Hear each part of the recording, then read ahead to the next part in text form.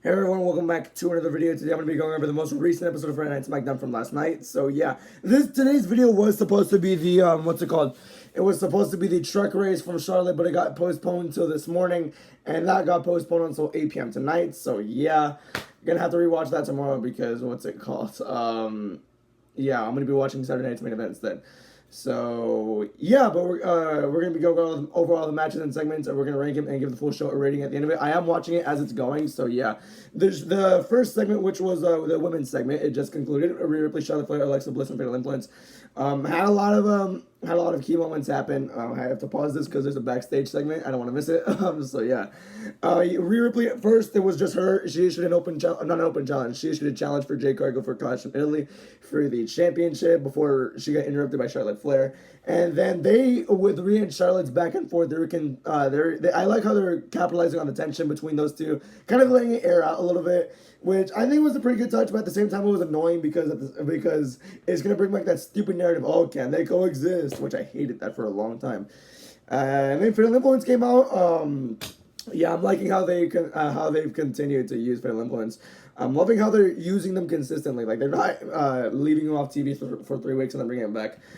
They have momentum right now in that heel heat, which is the best heat you can get. So yeah, I'm just hoping this company can continue capitalizing on their momentum. So yeah, that's about it. That's about that there. I really like this segment. So yeah, I'm gonna give it a 3.7 out of 5. I thought it was well done. So yeah, let's move on. So next up was Tala Tonga versus Shinsuke Nakamura. This match was boring and generic. I'll just say that. Nothing really happened in it. It wasn't anything special at all. I wasn't feeling it at all either. Solo Sikoa ended up interfering, which costed Shinsuke Nakamura the match and gave Tala Tonga the win. But that's pretty much about it. There, you had some post-match shenanigans. You had Solo and Tala Tonga prepare to beat down Shinsuke Nakamura. Then Tama Tonga prevents Solo from doing this Samoan spike, and everyone thought he was going to turn face, which I kind of wish he did.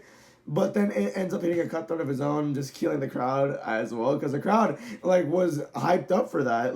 There was hyped up for Tama Tonga stopping Solo Sikoa, and then they just died again because all he did was hit a cutthroat instead.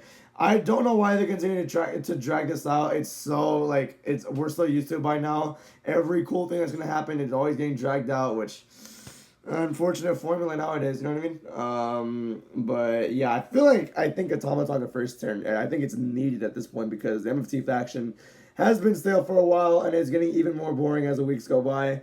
I think it would be kind of a refreshing thing to see, Tama Tonga versus Solo Sikoa. I mean, something with that faction, something different about. I don't even know. That's why they're the creative minds. That's why I'm not in the creative box, but they are. But they suck at it, so I don't know what to say.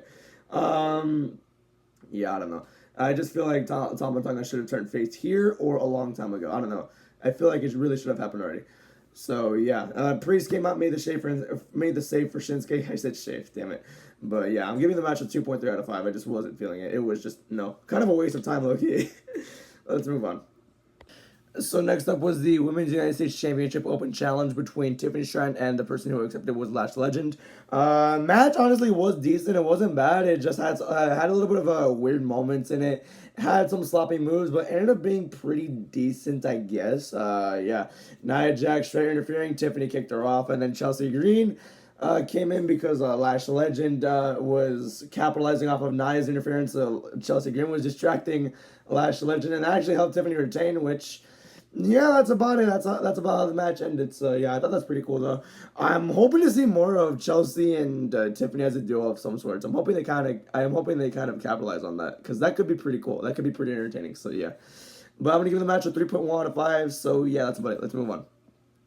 Alright, so next up was Trick Williams versus Carmelo Hayes, and I enjoyed every bit of this. I mean, first of all, they had a promo segment between Carmelo, Trick, and Yachty. Honestly, Carmelo, Trick, and Yachty, they have an insane amount of chemistry all together, dude. It made this segment very, very enjoyable, honestly.